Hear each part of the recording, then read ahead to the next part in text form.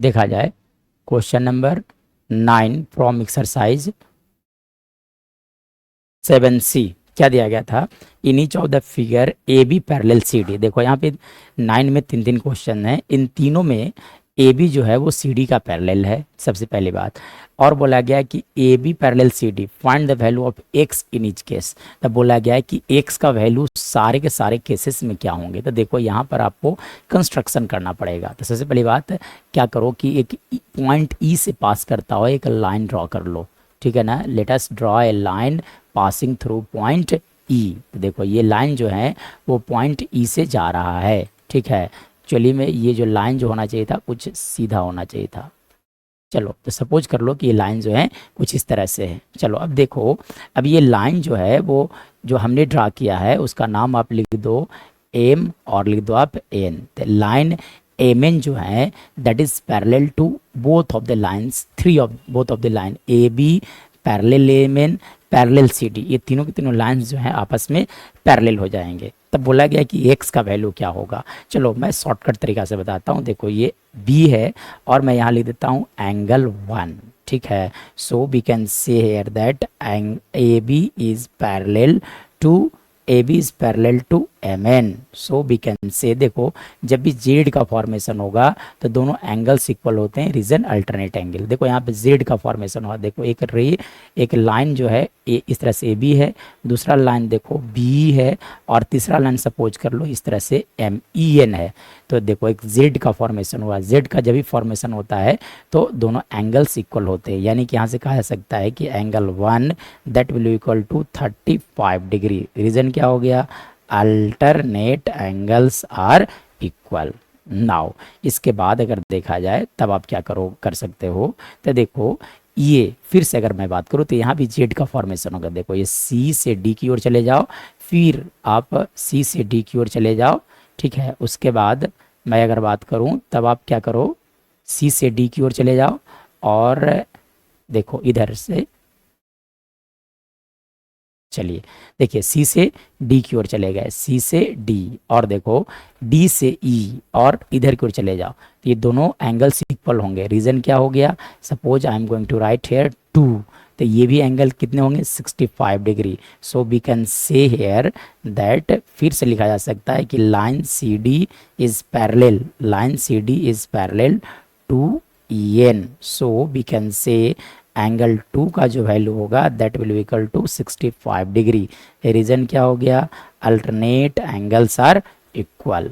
Now अब देखो x का वैल्यू पूछा गया था, x जो होगा that will equal to angle 1 plus angle 2 के इक्वल होगा। और एंगल 1 का वैल्यू देखो कितने हैं 35 डिग्री, प्लस आप क्या कर दो 65 डिग्री। दोनों का जब आप ऐड करोगे तो 100 डिग्री आएगा। So we can say here in the first figure x का वैल्यू होने वाला है 100 डिग्री। चलो तो ये हो गया क्वेश्चन नंबर 9 के फर्स्ट का सॉल्यूशन कि x का वैल्यू होगा 100 degree. Now in the second case अगर मैं बात करूं, सेकंड केस में बात किया जाए तो देखो सेकंड केस की अगर बात किया जाएगा तो कैसे आप बात करो बनाया जाएगा इसे। तो सिमिलर वर्क यहाँ पर भी किया जाए, यहाँ पर भी क्या करोगे एक लाइन ड्रॉ करोगे, ठीक है। चलिए तो ये 1 का सॉल्यूशन था, this is the solution of question number 1। Now for question number 2 I am going to write hair.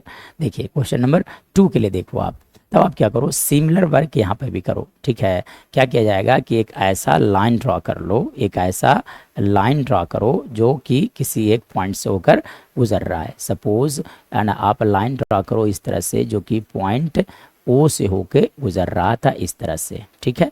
चलो ये एक ऐसा लाइन है जो हमने लाइन ड्रॉ किया है, एक ऐसा लाइन ड्रॉ किया है which is parallel to C D, है ना। सपोज इसका नाम लिख दिया जाए एम एन, लिख दिया जाए इसका नाम। तो M N is parallel to A B as well as C D in the given figure. चलो अब देखो हमें क्या करना है, एक्स का वैल्यू फाइंड आउट करना है। देखो ये वाला एंगल, बाहर वाला एंगल पूछा गया, ये एंगल पूछा गया है। चलो देखो तो ये जब दोनों लाइंस पैरेलल होते हैं तो सम ऑफ इंटीरियर एंगल्स, मतलब कुछ इस तरह से फिगर बन रहा है, इस तरह से है ना। और ये पिंक वाला जो लाइन है वो किस तरह से है, तो सम ऑफ इंटीरियर, देखो ये लाइन और ये लाइन पैरेलल है, ये वाला एंगल दिया गया 45 डिग्री। तो ये एंगल कितने होंगे, तो देखो जब interior angles on the same side of the transversal line, मतलब इन दोनों एंगल का सम 180 डिग्री होता है। So we can say that यहाँ पे ये जो वैल्यू होंगे that will equal to 125 degree. Reason क्या हो गया कि sum of interior angles on the same side of the transversal line is 180 degree, ये हो गए। अब चलो देखो ये वाला एंगल जो दिख रहा है, सिमिलरली देखो एम जो है, M N is parallel to C D. ये देखो ये जो लाइन आप देख रहे हो ओ डी एक लाइन जो है वो है ना एक ट्रांसवर्सल लाइन हो जाएगा, इसलिए इन दोनों का sum 180 degree. So we can say this angle is 155 degree.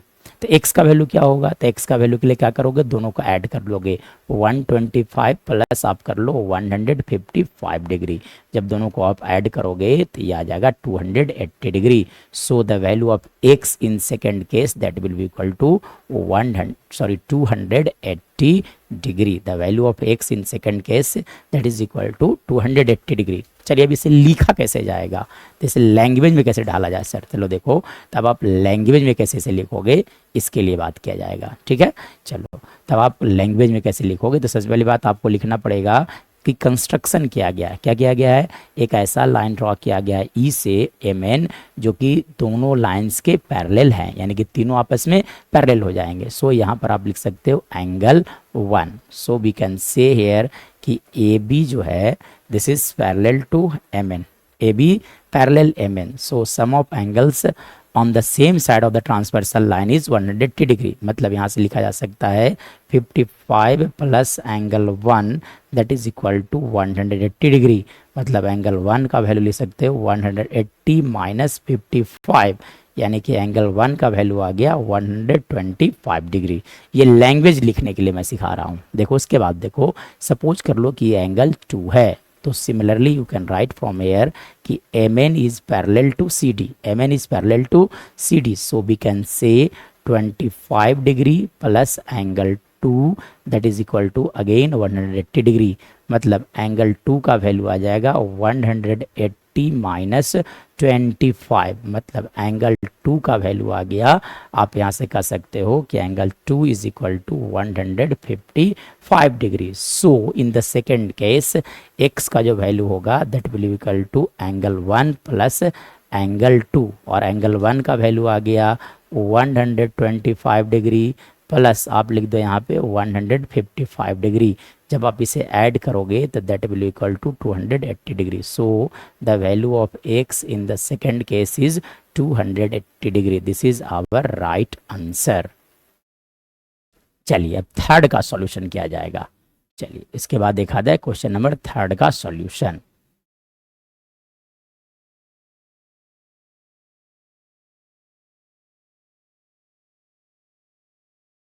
चलिए देखा जाए थर्ड का सॉल्यूशन देखा जाए। थर्ड का सॉल्यूशन कैसे किया जाएगा, तो सिमिलरली थर्ड का सॉल्यूशन करने के लिए आपको फिर से एक लाइन कंस्ट्रक्ट करना होगा, ठीक है। चलो तो सबसे पहली बात एक लाइन का कंस्ट्रक्शन किया जाए जो कि कहाँ से गुजरना चाहिए, पॉइंट ओ से जाना चाहिए। सो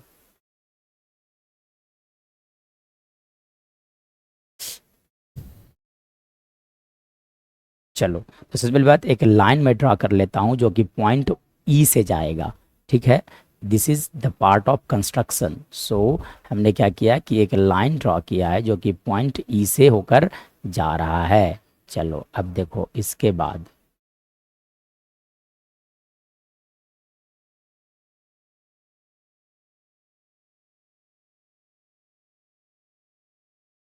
चलो अब देखो हमने क्या किया है कि एक ऐसा लाइन ड्रा किया है जो कि दोनों लाइंस के पैरेलल हैं। दोनों लाइंस के कैसे हैं, पैरेलल। तो हमने एक ऐसा लाइन ड्रा किया, इस तरह से ड्रा किया कि ए बी, सपोज करो कि ये लाइन एम एन है, तो लाइन है ना कंस्ट्रक्शन में आप लिखोगे कि M N parallel A B parallel C D is drawn, मतलब कि हमने तीनों लाइंस को पैरेलल ड्रॉ किया है। फिर एक्स का वैल्यू पूछा गया है। चलो तब देखो ये एक्स जो है वो दो पार्ट में टूटा हुआ है। So we can write here, इसे आप सपोज कर लो 1 और यहाँ जो लिखा गया सपोज कर लो 2। चलो अब देखो तो यहाँ से कहा जा सकता है कि देखो ये दोनों लाइंस, यहाँ पर मैं बात करूँ तो देखो कुछ इस तरह से फिगर बन रहा है। ये हो गया आपका ए बी और ये जो आप देख रहे हो दिस इज ई ए और ये देखो आपका है MN, और ये वाला एंगल दिया गया 116 डिग्री। ये दोनों आपस में पैरेलल हैं, तो दोनों एंगल का सम 180 डिग्री होता है। तो ये वाला एंगल कितना होगा, that will equal to 180 minus 116, और इसका वैल्यू आ जाएगा देखो 4, और यहाँ से आप लिख सकते हो 6। दैट मीन्स ये जो वैल्यू आएगा this will equal to 64 degree. चलो, यानी कि यहाँ से कहा जा सकता है कि here AB is parallel, AB is parallel to CD, sorry AB is parallel to MN, AB is parallel to MN, AB is parallel to MN, ठीक है। तो जब AB MN का पैरेलल होगा, AB is parallel to MN, so we can say that 116 plus angle 1 that is equal to how much, 180 degree. मतलब angle 1 का value आ जाएगा 180 माइनस 116, मतलब एंगल 1 का वैल्यू आ गया 64 डिग्री। चलो, ये तो हो गया एंगल 1। नाउ एंगल 2, एंगल 2 के बारे में बात किया, देखो तो ये लाइंस और ये लाइंस देखो CD, मैं यहाँ ड्रा कर लेता हूँ लाइन CD, और देखो ये लाइन हो गया आपका CE, और ये मैं ड्रा कर लेता हूँ यहाँ से MN। देखो ये दोनों आपस में पैरेलल हैं। ये वाला एंगल दिया गया 124 डिग्री। कितना दिया गया, 124 डिग्री। तो देखो sum of interior angles on the same side of the transversal line, EC जो हो जाएगा, एक ट्रांसवर्सल लाइन है तो दोनों का सम 180 डिग्री होता है, इसलिए आप क्या करोगे 180 में से 124 को सब्ट्रैक्ट कर लोगे, that will equal to 56 degree. मतलब ये वाला जो एंगल है this is equal to 56 degree. चलिए अब इसे लैंग्वेज में कैसे लिखा जाएगा, चलो अब लैंग्वेज में देख लो आप कि लैंग्वेज में कैसे लिखोगे। तो लिखा जा सकता है कि फिर से आप लिख सकते हो MN is parallel to CD, MN is parallel to CD, so can be we can say that angle 2 plus 124 that is equal to 180 degree. मतलब एंगल 2 इक्वल टू लिखा जा सकता है 180 माइनस 124, मतलब एंगल 2 का वैल्यू आ गया यहाँ से 56 डिग्री। नाउ x का जो वैल्यू होगा that will be equal to angle 1 plus angle 2, क्यों, क्योंकि x ही दो भाग में तो बटा हुआ है। सो 1 का वैल्यू है 64 और 2 का वैल्यू है 56। जब आप दोनों को ऐड करोगे तो x का वैल्यू आ जाएगा 120 degree. So in this case the value of x is 120 degree in the third case. So we have solve the question number 9।